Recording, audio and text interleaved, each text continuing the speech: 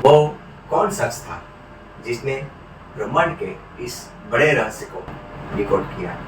हम गुमनाम अनसंग उस हीरो की आज बात करते हैं। नमस्कार मित्रों, मैं डॉक्टर विनोद जोशी आप सबका द संस्कृत डॉग चैनल पर स्वागत करता हूँ। अनसंग हीरो की एक अद्भुत गाथा आज हम पेश करते हैं। छोटा सा गांव, 8 भाई बहनों का गरीब परिवार। वहाँ से निकलकर एक लड़का दुनिया के सबसे बड़े वैज्ञानिक मंच रॉयल सोसाइटी का हिस्सा बना। ये कहानी किसी बॉलीवुड फिल्म से क्या कम है। ब्रिटिश गवर्नर का विरोध करने पर उसे स्कूल से निकाल दिया गया, जिसकी स्कॉलरशिप छीन ली गई। फिर भी हार मानने के बजाय उसने विज्ञान को ही अपना बहुत बड़ा हथियार बनाया। आज हम जानेंगे उस महान वैज्ञानिक को जो न सिर्फ ब्रिटिश गवर्नर से लड़ा, न सिर्फ प्रयोगशाला में ही काम किया, बल्कि मोस्ट इम्पोर्टेंटली आज के संदर्भ में अगर हम देखें तो भारत की संसद में भी देश की तरक्की के लिए बहुत लड़ा। उसके 3 महान योगदान की आज हम बात करते हैं। भारत की एस्ट्रोफिजिक्स की जो 10 सबसे बड़ी महान वैज्ञानिक खोज हैं, उसमें से एक है साहा इक्वेशन। यह साहा इक्वेशन उसने दिया। सरल शब्दों में कहूँ तो ये सितारों का थर्मोमीटर ही है। ये सितारे हैं जो गैस के बने होते हैं।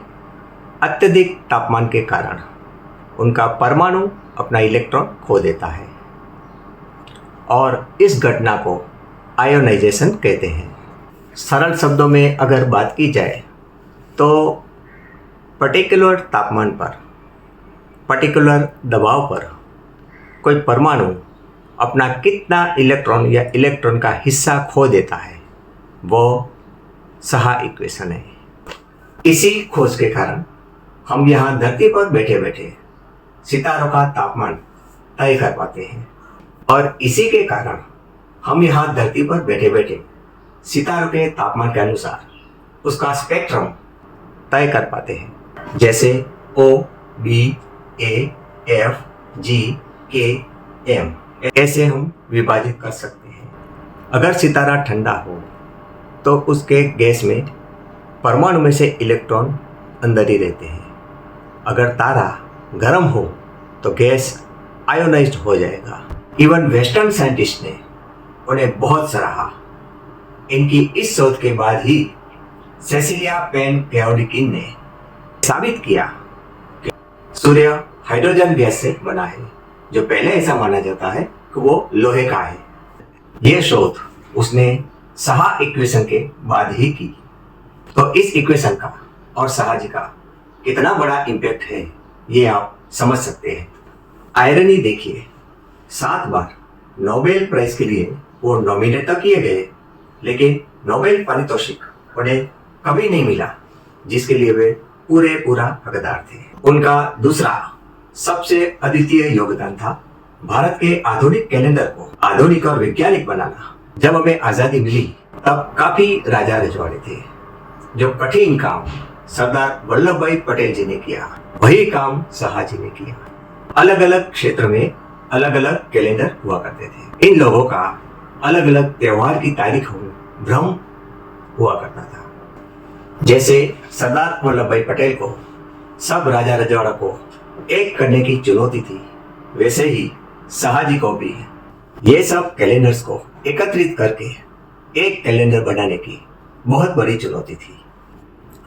साल 1952 में उन्हें राष्ट्रीय कैलेंडर सुधार समिति का अध्यक्ष बनाया गया।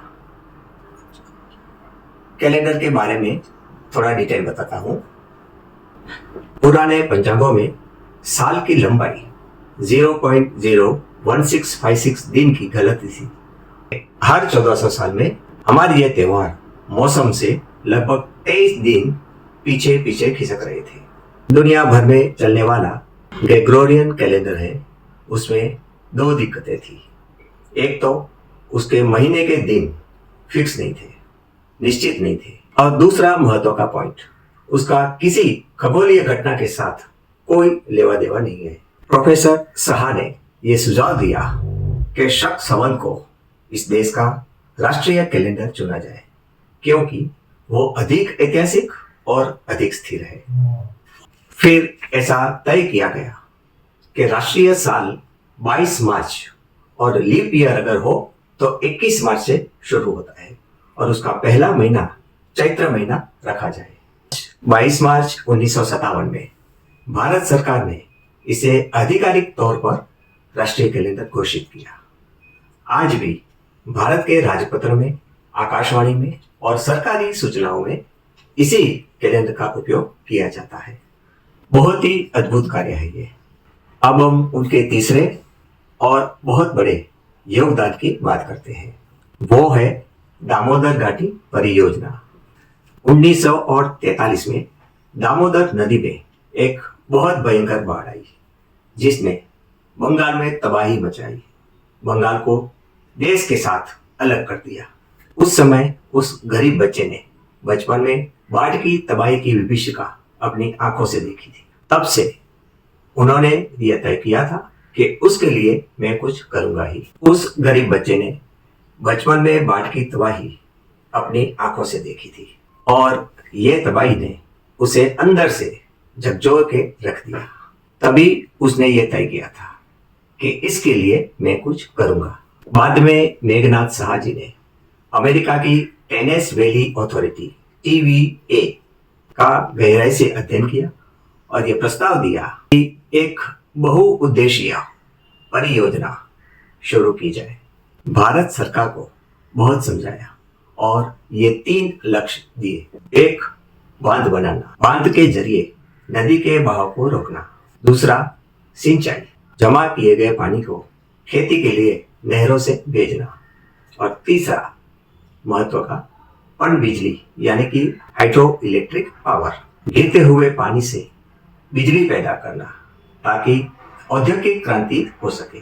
यह बिजली हम लोगों के घरों में और उद्योगों में उसका उपयोग कर सकते हैं। ऐसे हम देखें तो खेती और उद्योग जो आमने सामने होते हैं, अक्सर दुश्मन जैसे, लेकिन उन्होंने एक दूसरे के साथ उनको बखूबी जोड़ा, उनका समन्वय किया। उनके निरंतर दबाव और वैज्ञानिक तर्कों के कारण तत्कालीन सरकार ने 7 जुलाई 1948 को दामोदर घाटी निगम DVC की स्थापना की। ये स्वतंत्र भारत की सबसे पहली बहुउद्देशीय नदी घाटी परियोजना थी, जो आज हम उसके मीठे फल चख रहे हैं। काफी नदियों पे ये काम किया गया है। सरदार सरोवर योजना भी उसका ही एक बेहतरीन उदाहरण है। उसकी नींव किसने रखी हम नहीं जानते। बहुत ही बड़े दुर्भाग्य की बात है। उसका जो आइडिया था वो दामोदर घाटी परियोजना से ही आया था। मित्रों, ये थी कहानी उस सितारों के वैज्ञानिक की जिसके पैर हमेशा अपनी मिट्टी से जुड़े रहे। मेघनाथ साहा सिर्फ एक नाम नहीं, जवाब है उन लोगों के लिए जो ऐसा मानते हैं गरीबी अपने सपनों का रास्ता रोकती है। शायद ही आपने उनका नाम सुना होगा। उन्हें नोबेल पारितोषिक न मिला, इसमें नोबेल का ही नुकसान था, साहा जी का नहीं। उनका असली पुरस्कार तो वो बिजली है जो भारत के करोड़ों घरों में पहुंचती है। वो पानी है जो करोड़ों खेतों में पहुंचकर हरियाली क्रांति लाता है। और वो बिजली है जो उद्योगों को दी जाती है और औद्योगिक क्रांति होती है। हम मेघनाथ साहा जी को सआदर नमन करते हैं। ऐसे भारत के अनसंग हीरोज के बारे में आगे भी हम बात करेंगे। जय तु संस्कृतम, जय तु भारतम। नमस्कार।